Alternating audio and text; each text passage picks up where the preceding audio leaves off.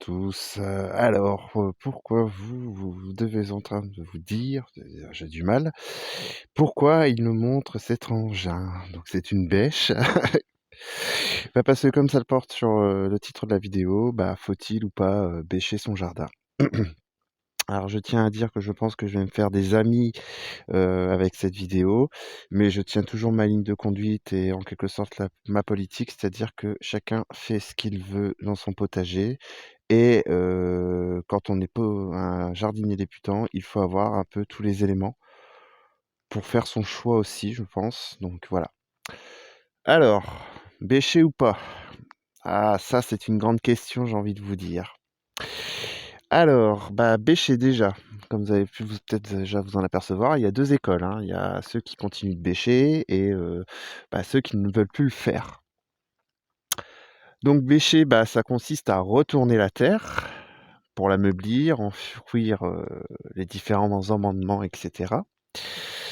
Il y a des avantages à bêcher. Bah, ça décompacte le sol, ce qui permet à l'eau de mieux pénétrer. Ça incorpore plus facilement quand on fait des amendements.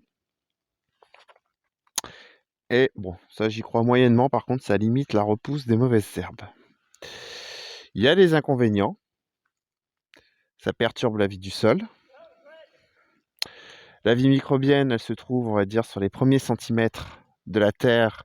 Donc en le retournant, parce qu'avec une bêche, vous retournez facilement sur 15-20 centimètres facile, bah, vous l'enfoncez de trop.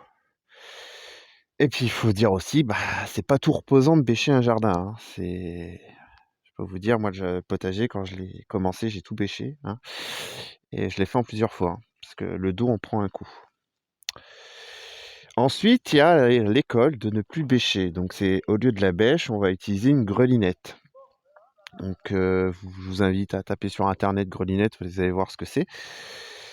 Donc elle permet d'aller un peu moins profond dans la terre. Donc les avantages, bah, c'est que c'est moins fatigant pour votre dos.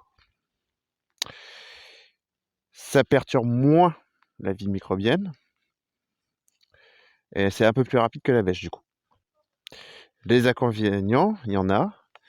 Déjà, la grelinette, c'est un investissement assez cher. Je vais vous donner une fourchette, je crois que ça vaut entre 70 et 100 €.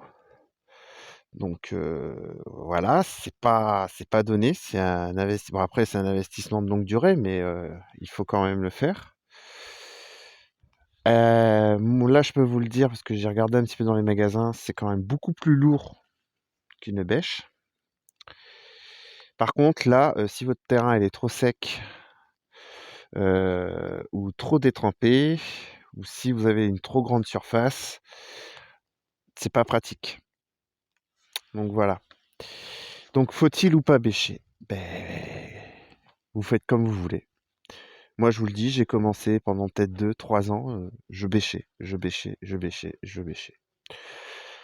Ça m'a pas empêché d'avoir de beaux légumes. Mais là, je suis en train personnellement de revoir un petit peu ma vision. Donc, je continue à bêcher, mais beaucoup moins. C'est-à-dire que là, j'utilise, comme vous pouvez voir, hein, régulièrement sur le terrain, je vois pour le paillage. Et du coup, ça me permet de juste passer un coup de 3 dents ou un coup de râteau. Mais ça y joue un peu. Mais voilà, comme là où il y a l'engrais vert, bah, j'ai bêché parce que la terre était trop compacte et j'ai pas eu le choix. Donc voilà. Donc bon, c'était juste une petite vidéo, j'espère qu'il ne fera pas boulimique parce que bon, on est toujours dans l'idée que, bah, chacun fait ce qu'il veut et bah, c'est toujours pareil, hein, comme je vous ai dit au début de la vidéo, c'est pour donner un petit peu tous les outils et pour les personnes qui veulent débuter, le jardin. Donc il y a la bêche, ah oui, tiens, je suis en train de penser. Donc vous avez la bêche classique, comme je vous ai montré au début de la vidéo. Et vous avez aussi...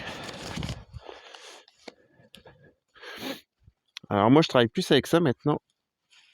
Vous avez aussi la fourche bêche. Donc ça, je trouve un peu plus pratique la fourche bêche par contre. Voilà. Et bah, investir dans une grelinette, pour moi, c'est pas prévu. On verra. Donc voilà.